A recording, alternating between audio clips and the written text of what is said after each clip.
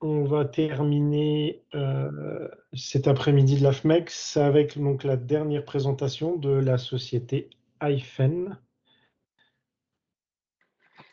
Bonjour à tous. Bonjour, Monsieur Bonjour, Manard. Bruno Malnard. Donc, je suis business développeur chez Hyphen, en charge de la zone Europe et Afrique. Je vais vous présenter, partager le contenu. C'est à l'écran chez nous. D'accord. Pas encore.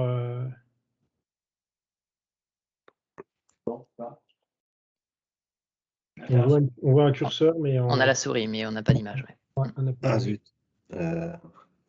Mode présentateur, pourtant. Non. Ah, chargement est en cours, toujours. D'accord. Bon, prenez le temps. Le timing est bon là. Vos prédécesseurs ont été très bons sur le timing. Vous le serez sans aucun doute. Donc, Oui. on a le temps. Non, on est tip top pour le. Ah, on est bien. Hein. Ah, Très bien. Félicitations à tous. Problème Le réseau. de réseau, je vais mettre. Bah, on a votre souris en tout cas à l'écran. Ouais.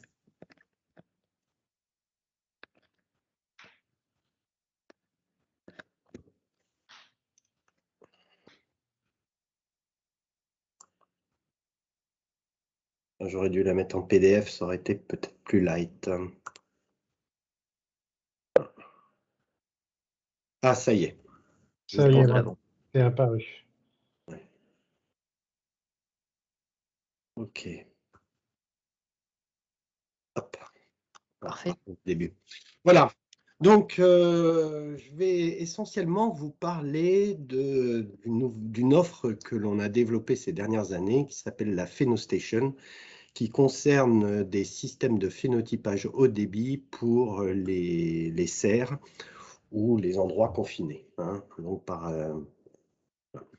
Alors, avant, je vais présenter rapidement Hyphen. Donc, Hyphen, eh bien, nous sommes des experts dans l'analyse d'images agricoles hein, pour du phénotypage de plantes haut débit. Nous travaillons essentiellement avec des industriels, des centres de recherche qui développent de nouveaux produits agricoles, hein, qui peuvent être donc des semences, des nouvelles variétés de semences, qui peuvent être des produits biocontrôle, biostimulants, mais également des agro-industries hein, qui vont jusqu'aux produits transformés. Et on va les aider à prendre des décisions pour maximiser la valeur de leur technologie. Donc, on a une très forte expérience hein, dans la compréhension du fonctionnement des plantes. Hein. Nous avons vraiment des racines dans les sciences agronomiques, mais également dans la construction d'outils numériques pour l'évaluation de ces plantes. Et ces solutions de phénotypage haut débit permettent de gagner du temps, hein, parce que voilà, si vous utilisez un drone, vous êtes capable d'aller explorer, d'aller surveiller des larges surfaces. Vous allez être capable aussi d'augmenter, je dirais, le nombre d'acquisitions que vous allez pouvoir faire et donc d'évaluation. Hein. Vous allez aussi enlever un certain nombre de biais humains, hein, typiquement sur des annotations ou de l'évaluation, hein, parce qu'on le voit très bien, hein, que ce soit au champ ou ailleurs, vous mettez plusieurs opérateurs sur une même évaluation, vous allez avoir des différences. Avec les systèmes de deep learning, d'intelligence artificielle qui vont explorer, qui vont analyser les images, ben vous allez avoir les biais, ceux, bien entendu, des algorithmes, mais ces biais sont répétables. Hein. Et donc, je dirais, en relatif, vous êtes toujours très bon si parfois, effectivement, en absolu, vous pouvez avoir un certain nombre de biais. Voilà. Et donc, vous allez, je dirais, maximiser l'utilisation de vos outils, de vos services grâce à ces systèmes. Alors aujourd'hui, on est une équipe, on a été créé en 2014 hein, suite à une thèse du fondateur Alexis Comard qu'il avait fait à l'INRAE. et justement dans le domaine du phénotypage au débit. Et aujourd'hui, donc, on regroupe des agronomes, des data scientists, des experts en traitement d'image, des informaticiens, voilà, toutes les compétences qui sont requises pour pouvoir justement développer une chaîne complète de traitement et d'accompagner nos clients dans leur process. Notre ambition, c'est de devenir un leader mondial et un partenaire de choix pour le phénotypage au débit en utilisant un éventail important, très large, de différents appareils et capteurs. Voilà. Et aujourd'hui, on a développé déjà un portefeuille assez conséquent, comme vous pouvez le voir, de traits, c'est-à-dire de caractéristiques agronomiques que l'on va pouvoir extraire des images qui peuvent être acquises, soit par des drones, des satellites, des applications spécifiques que je vais rapidement présenter, même du smartphone, voire des systèmes effectivement qui vont être implémentés dans des serres de phénotypage. Et alors, ce qui est en vert, c'est ce qui est directement accessible depuis les images. Ce qui est en bleu, c'est on va utiliser des algorithmes d'intelligence artificielle, plus précisément de deep learning, pour en extraire les informations. Mais cette liste est aujourd'hui celle qui est en production. Tous ces traits sont en production, mais on peut vraiment, et on continue d'ailleurs à travailler avec l'INRA, avec Arvalis ou avec d'autres universités prestigieuses, aussi bien aux États-Unis qu'en Australie, pour développer de nouveaux traits et de nouvelles façons de caractériser l'évolution de des plantes. Aujourd'hui, on a 4 offres sur étagère. Donc, Phénoscale qui concerne plutôt le traitement d'images acquises à partir de drones ou de satellites. On a Phénomobile qui concerne donc l'acquisition d'images à partir de tracteurs, de robots dans les champs, de tracteurs, d'enjambeurs sur lesquels on va installer un certain nombre de capteurs type RGB, multispectral, LIDAR ou thermique, en fonction bien entendu des traits, des caractéristiques que l'on va vouloir acquérir. Alors, soit le vecteur, le tracteur existe, soit on a un partenariat, ou en tous les cas, on diffuse sous licence INRA Arvalis une phénomobile complète, c'est-à-dire où l'ensemble, le vecteur est également développé spécifiquement pour pouvoir surveiller des micro-parcelles. Donc la Phénostation, c'est voilà, une solution que l'on a développée pour les serres ou les installations fermées, et c'est celle-là que je vais vous présenter. La Pheno-Research, c'est vraiment tout ce qui concerne le développement de nouveaux traits, mais aussi de nouveaux systèmes pour répondre à des besoins spécifiques d'un industriel. Alors, les Phénostations, donc on a 3 gammes on peut les classer, toutes celles qu'on a réalisées jusqu'à présent, on peut les classer en 3 catégories. Donc, des systèmes qui peuvent être mobiles, mais voilà, qui peuvent s'implémenter un peu n'importe où et qui peuvent être déplacés également.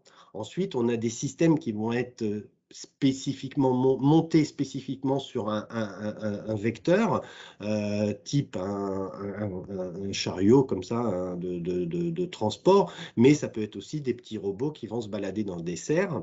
Et puis des systèmes comme ça, le dernier, qui vont s'installer sur des installations existantes, type des convoyeurs, où vous allez avoir par exemple des pots qui vont défiler, et on va être capable de prendre des photos et des images, je dirais, ou acquérir des informations au moment où ces systèmes vont passer sous le système. Et aujourd'hui, on a 3 catégories d'applications majeures. Donc, c'est tout ce qui est ferme verticale ou serre je dirais, de production de tomates ou autres légumes ou autres fruits. Tous les serres ou systèmes, je dirais, de recherche expérimentale pour aller découvrir de nouvelles variétés, évaluer par exemple des variétés dans des conditions de stress hydrique ou des choses comme ça. Et le dernier, c'est pour tout ce qui est agro-industrie, donc au moment de la transformation des produits et au moment justement, lorsqu'ils reçoivent des produits agricoles, ils veulent pouvoir en évaluer la qualité, hein, maturité, mais aussi qualité sanitaire. Et à ce moment-là, eh bien, ils vont avoir besoin comme ça de solutions qui vont pouvoir explorer rapidement les récoltes pour pouvoir prendre des décisions. Est-ce qu'on les met en catégorie 1, en catégorie 2, ou est-ce qu'on les élimine complètement parce que ne satisfont pas un certain nombre de critères de qualité. Donc aujourd'hui, nous, on est capable d'accompagner nos clients dans tout le process de construction de ces systèmes, hein, spécifiques. Donc, on a des ingénieurs qui sont capables de designer les structures et faire l'ingénierie mécanique, et on va s'appuyer aussi pour la fabrication, hein, ou le design précis sur un certain nombre de partenaires que l'on a, hein, dont c'est leur métier, hein. Mais nous, on va accompagner le client, je dirais, pour les spécifications de haut niveau, c'est-à-dire de voir comment on va l'implémenter, à quel endroit on va l'implémenter, sur les dimensions, sur les contraintes opérationnelles, etc., etc. Et ensuite, eh bien, en fonction, bien entendu, des traits, c'est-à-dire des caractéristiques que l'on va chercher à évaluer sur les plantes, eh bien, on va dimensionner et choisir quel type de capteur, de caméra est le plus probant, donc des RGB, thermal, multispectral, mais également tout le système d'éclairage qui est dimensionnant pour acquérir des images de très haute qualité, hein, qui vont nous permettre ensuite, par exemple, d'aller regarder des problèmes sanitaires, voire lorsque l'on veut aller chercher des traits type biovolume, architecture par exemple d'arbres ou de choses comme ça, eh bien on va être capable d'intégrer des lidars ou des micromètres, par exemple, pour regarder la taille, le diamètre d'un tronc ou de branches ou des choses comme ça. Enfin, on a toute une gamme comme ça de capteurs, et puis on travaille avec beaucoup de sociétés pour justement pouvoir vous fournir le meilleur capteur adapté à votre problématique, aussi dans la gamme de prix que vous souhaitez. Et ensuite, on a tout un process qui va vous permettre d'extraire de ces données, de ces images, les informations que vous le souhaitez, et avec aussi des développements d'API, justement pour pouvoir facilement récupérer à la fois les images brutes qui ont été développées, mais également tout ce qui est traitement qui ont été réalisés par iFen. Voilà, donc là, c'est juste une illustration de quelques-unes de mesures que l'on est capable d'appréhender. Et vous voyez, par exemple, là, à gauche, donc, on est capable de détecter avec une très, très haute précision les foyers, aussi bien en termes de sévérité qu'en termes d'étendue, par exemple de botrytis sur une caisse de vin. À droite, c'est la reconstruction de biovolume de plantes, hein, avec une très bonne précision. On est capable, bien entendu, de regarder un petit peu la couverture végétative des plantes, mais également d'analyser tout ce qui est stress hydrique ou stress lié à des maladies des plantes. Alors, ça peut être avec des caméras thermiques, mais aussi avec des caméras multispectrales, en fonction, bien entendu, toujours de la problématique. Alors, en détail, je vais vous présenter quelques-uns des exemples qu'on a pu réaliser jusqu'aujourd'hui. Donc là, on s'adresse à des fermes verticales, hein, de production de végétaux. Là, le problème, c'est voilà, les plots se déplacent, hein, pour être illuminés ou, je dirais, traités ou, comment ça s'appelle, hydratés. Et nous, on a positionné des capteurs qui, eux, sont fixes et qui vont, au fur et à mesure que les plots ou les caisses vont passer devant, prendre tout un tas d'images avec différents capteurs pour acquérir, comme vous le voyez à droite, la vigueur, la couleur des des feuilles, l'indice de surface des feuilles, hein, ça peut avoir une importance dans certains cas.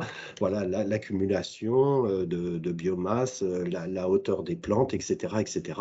Enfin, tout ce qui peut intéresser le producteur de plantes sous serre. Alors ici, on a un système voilà, qui est monté sur un petit chariot élévateur et le chariot donc, va passer sous le portique et le portique va acquérir immédiatement les images en temps réel, les images nécessaires et en temps réel, on va avoir le traitement pour évaluer. Typiquement, dans ce cas-là, c'était pour estimer donc l'impact de botrytis sur des grappes et pouvoir alloter ainsi la caisse en fonction de la sévérité de l'attaque en catégorie 1, 2 ou 3. Et donc, il y a bien entendu tous les systèmes électroniques et d'interface qui permettent de piloter correctement le système. Là, c'est un autre système qui avait été monté donc pareil sur un tracteur, mais là, ce n'est pas le tracteur qui passe sous un portique, mais c'est directement embarqué sur le tracteur pour pouvoir acquérir des images de ces, voilà, des produits qui sont derrière. Ça, c'est un dernier. Donc là, c'est pas un dernier, mais c'est un système qui est positionné sur un convoyeur hein, et qui va analyser donc en temps réel. Donc là, c'est vraiment pour l'agro-industrie qui va analyser en temps réel les produits qui passent sous le convoyeur de la même manière. Là, c'est encore dans un cas de problématiques sanitaires ou de maturité des plantes qui sont analysées. Et le dernier, donc là, c'est plutôt pour des systèmes, plutôt des serres expérimentales, hein, donc c'est pour des pépiniéristes typiquement, pour voir à quel moment je dirais la qualité des pots hein, et des plantes en pot, et notamment avec une forte volonté d'avoir leur architecture, parce que l'architecture typiquement est un des facteurs clés, je dirais, sur la capacité de production de l'arbre une fois qu'il sera ensuite, je dirais, planté dans des champs. Voilà. Mais on peut, voilà, grâce à différents capteurs, on peut aussi mesurer en temps réel, toujours pareil, le diamètre du tronc, la température des feuilles, etc., pour aller analyser d'autres traits qui seraient intéressants. Voilà. Et donc, bien entendu, nous, on continue à développer de nouveaux systèmes. Hein. On a typiquement aujourd'hui 2 autres produits en cours de développement et on a 3 autres offres en cours de négociation. Et toujours avec le même, je dirais, process hein, qui permet à nos clients de réduire les risques.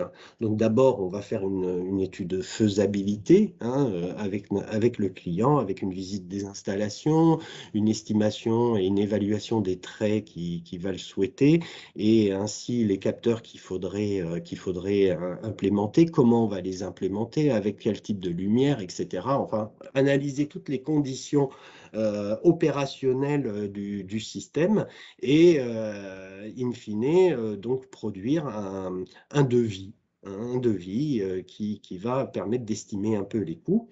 Et suite à ça, eh bien, on va faire un premier prototype, une preuve de concept. On va faire un premier prototype si le client est bien entendu d'accord avec cette proposition. Et cette preuve de concept, eh bien, si elle est réussie, eh bien, à ce moment-là, on va déployer le système de façon opérationnelle et parfois sur plusieurs serres, plusieurs installations, comme on peut le faire aujourd'hui, par exemple, dans le domaine du vin. où les systèmes là, que je vous ai présentés pour qualifier la maturité et l'infestation botrytis ou odium des vendanges, eh bien, aujourd'hui, on est en cours de déploiement massif dans la région de Champagne. On a commencé par un premier système en 2020. En 2021, on a installé plusieurs 3 ou 4 systèmes. Et en 2022, eh bien, on va en installer encore une dizaine. Voilà. Et voilà, donc avec pas mal de... Voilà. Donc, on a un site internet qui est assez vivant, hein, qui vous donne la possibilité d'accéder à un certain nombre d'informations sur ce qu'on a été capable de faire et les résultats qu'on a pu produire. Donc, aussi bien sur nos systèmes de notre offre de Phenostation, mais également sur toutes les autres offres, type drone ou Phénomobile. Et vous pouvez aller consulter ça et acquérir de l'information et nous contacter éventuellement pour avoir plus de précision ou plus voilà, d'informations. Voilà, et donc comme je vous l'ai dit, moi je suis en charge de la région donc Europe et Afrique, et on a aussi un commercial dédié à la région, aux Amériques, quoi, avec un bureau aux États-Unis qu'on a développé là, et sur lequel on est en cours de recrutement d'ingénieurs justement pour pouvoir adresser le marché américain au sens large de façon plus rapide et plus efficace. Voilà, j'en ai fini. On va peut-être passer, je ne sais pas s'il y a des questions. Merci On va voir à ça vous avec Olivier. pour l'intervention. Pour l'instant, pas de questions sur le chat. Moi, j'en ai une petite. Donc, l'acquisition de données chez le client, elle se fait donc sur la machine. Les données sont visibles instantanées ou il y a un traitement qui est fait chez le client ou qui passe par chez vous? On a plusieurs solutions. Donc déjà, l'image brute, le contrôle de l'image brute est fait en temps réel, c'est-à-dire est-ce que la qualité de l'image est suffisante pour pouvoir acquérir les informations, enfin faire les traitements que l'on a besoin. Hein. Typiquement, il peut y avoir des problèmes de flou, il peut y avoir des problèmes de positionnement du système. Voilà, il y a tout un tas comme ça de petits problèmes qui pourraient intervenir. Et donc là, c'est immédiat. Hein, c'est le contrôle de la qualité de l'image, elle est directement implémentée sur le système et donc l'opérateur a immédiatement l'information sur la qualité de son image et donc peut reprendre l'image si celle-ci n'était pas conforme au protocole défini précédemment.